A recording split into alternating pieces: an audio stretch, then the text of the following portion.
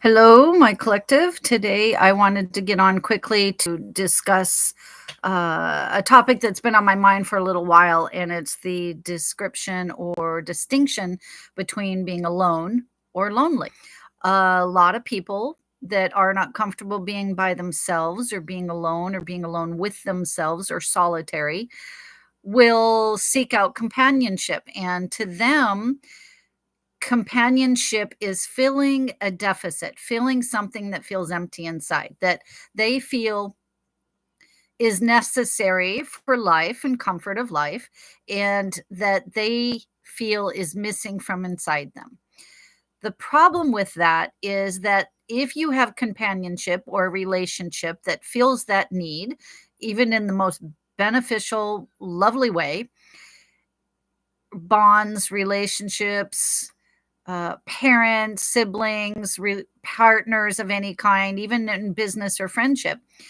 If that relationship ends or that companionship ends for some reason, and that includes animals or pets that we would have, then you feel empty inside again. You don't just feel a longing, you feel devastated, you feel bereft, you feel like you can't function without that in your life because you cannot find the inner strength of who you are and where your companionship is.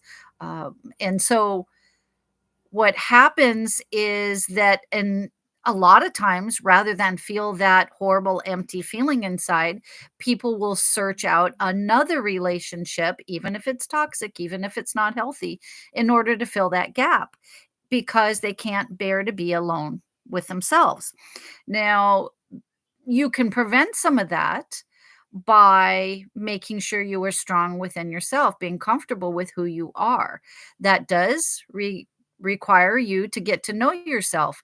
That does require you to know what you like and dislike about yourself and still love yourself anyway. So, this is very much about self love and boundaries of what's acceptable to be in your life rather than have somebody toxic or inappropriate in your life just for that companionship, even if they're not kind or friendly or whatever you're looking for really in your heart, kind of a warm body presence kind of thing, so that you don't have an empty house or an empty bedroom or an empty office or something like that. Truly being comfortable with being alone, which is also solitary, which is also being only and without companionship, is different because then companionship is not considered a deficit. It's not considered something missing from you. Companionship is considered something that you feel good about yourself. You feel healthy. You are happy with who you are. You know yourself.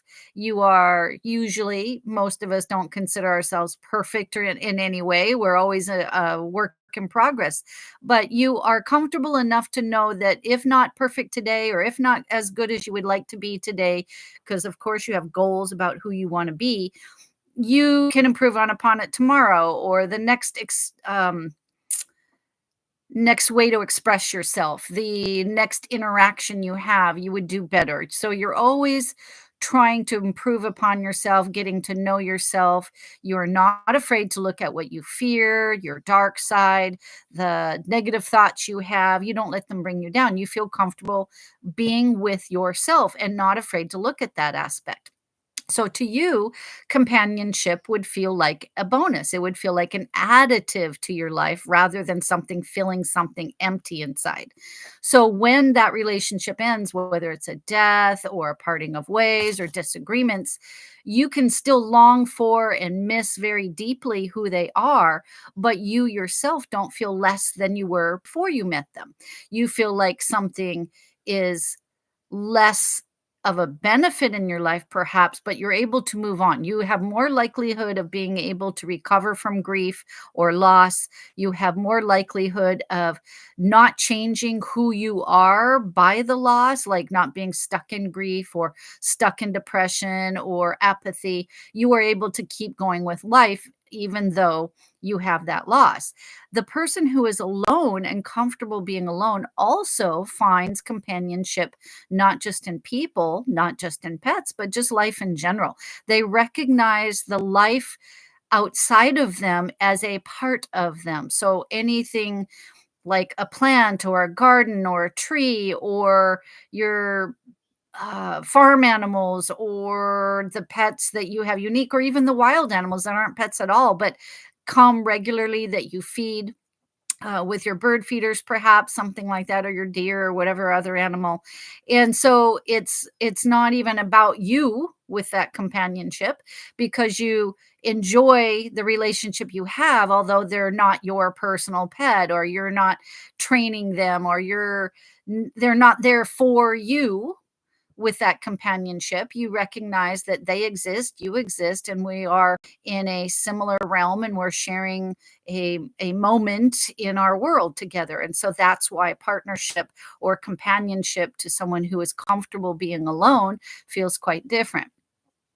So I want today for you to ponder that. I want you to think about, am I a lonely person who feels like something is missing unless I have companionship that's there to fill my emptiness, to fill my gap?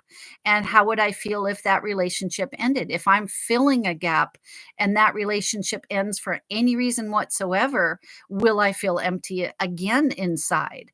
And I would highly recommend that you work on your inner child work, your feelings of abandonment, your feelings of shame. I would recommend that you work on strengthening self love, your boundaries, so that when you are in companionship, when you are in relationship of any kind, whether it's your pets, whether it's your people, that you find that they have their own autonomy, their own independence, their own self separate from yours, and that your companionship and partnership is actually related to where you meet in the middle, where you come together. An alone person, I want you to work on whether or not you're taking it too far. We are not in a world where we can go off onto a mountaintop and stay isolated for the rest of our life, like the monks and nuns used to do, like the mystic sages. We are meant to have relationship in this world, and so it's too easy to completely isolate yourself. And even if you know yourself, love yourself, you're content with the peace and quiet of not having drama or other people in there, it's also, what's the point? Why are you here on this world if you're not contributing in some way? So you have to look at what you are doing in your solo aspect that you are very comfortable with. Are you truly healthy and happy, or are you isolating to avoid? So it's not necessarily an emptiness in yourself that you have to work on, but you have to work on whether or not you are contributing, making a difference, adding to the world in general, someone else's life, even if it's an animal, even if it's nature. And if you are, then maybe everything's comfortable. Maybe everything is perfect. Everything is way it should be. And you truly are happy and content, and you enjoy your aloneness or your solitariness. And that's true. But if you do find yourself isolating too much, check with yourself. Check, am I really, is there something I'm avoiding, or are there people avoiding? Do I find it too difficult to be around a lot of people? And if that's the case, then that's something that you need to work on. So I just wanted to come on and talk a little bit briefly about that. I could have done a short, I guess, but I wanted to put that out there today and have people considering that, because it feeds on the boundaries that I talked about. It talks about empaths being sensitive and how sometimes they need to isolate. I've said that in some of the other videos. And then, of course, if you are someone who is just taking on any relationship, then you need to look at your boundaries. You need to look at what kind of people you're inviting into your life just for the sake of not being alone. All right. I hope that helps. I hope that gives some edification for people, and I will see you on another video.